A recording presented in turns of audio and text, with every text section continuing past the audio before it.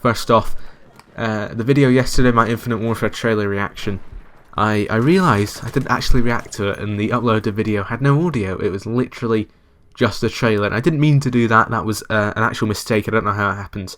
iMovie's not been very kind to me recently, so I didn't mean to do that. It was not what I meant to do. I was actually talking about it, so I'll do another video like that during the next week or so, I'm sorry about that. Also, yes, I'm using Battlefield gameplay in an Infinite Warfare commentary, but I don't have any Infinite Warfare gameplay. I am obviously not at COD XP. I have to go back to school tomorrow, so I can't be in LA at the moment. And anyway, I wouldn't want to go to COD XP because it seems like a massive waste of money to me. Unless Activision were paying for it, then go ahead Activision. If you want to pay for my flights out to LA, just do it, because I'll happily come to LA for you. But anyway, that's out of the way, and onto the actual video. Alright guys, what's going on? It is Kivari here, and welcome to the Infinite Warfare variants. Commentary, not really sure what to call it even, but you have probably seen how Infinite Warfare are adding gun variants back into Infinite Warfare, which are kind of like the variants we saw in Advanced Warfare 2 years ago from Sledgehammer Games. Now, each variant will possess slightly different stats to the base common variant, so different range, different recoil, that kind of thing. Now, the more rare a variant is, the bigger the changes in the weapon will be. For example, going from a ballistic weapon to an energy weapon, or vice versa.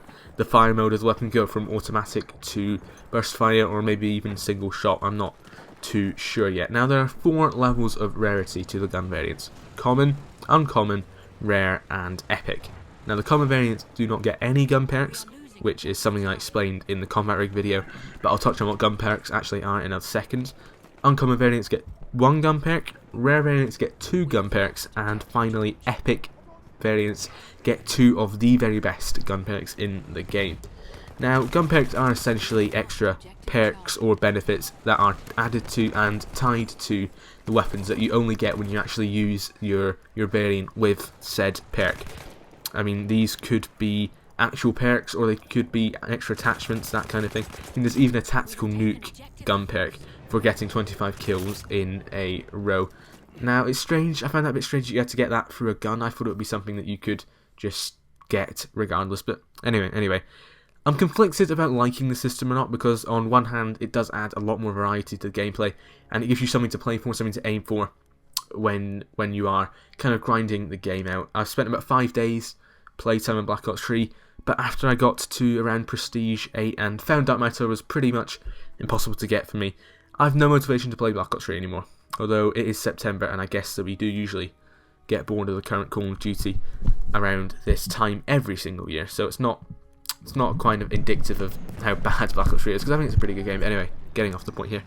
Gun variants also make it easier for the player to find a weapon that kind of suits their playstyle, or even just complements their ability at the game. For example, if I wanted to rush and I'm proficient at rushing, then having a weapon that fires the first 5 bullets of the magazine much faster than the rest of the magazine would be of immense benefit to me, because it would mean I could kill players, I could run into rooms, spray down people, kill them pretty quickly.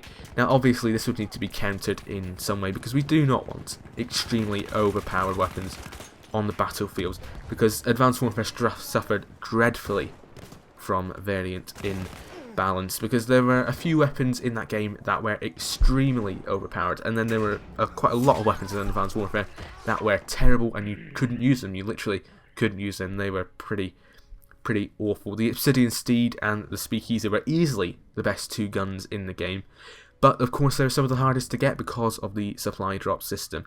Now, this question of OP leads me quite easily onto the most major issue with variants, and you probably guessed what it is. It is supply drops.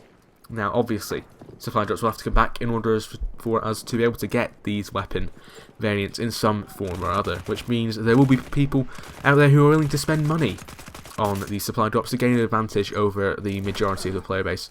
And of course, you're going to be able to buy supply drops. If they're in the game, you're going to be able to buy them.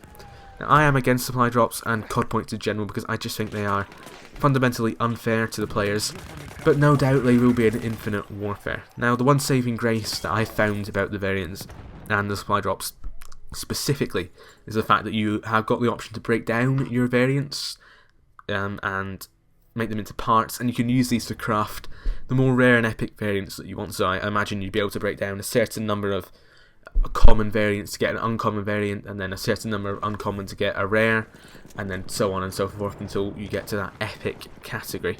Now this is better than the Black Ops 3 system, but of course it will probably take a lot of time to actually break down the variants you want and then make into the weapon that you want to receive, because if it took 3 variants to break down and then make an epic gun, then it would just be pointless Activision actually offering supply drops, because nobody would spend money on it, because it would just be a stupid thing to do. So there you have it, my thoughts on the variant system in Infinite Warfare.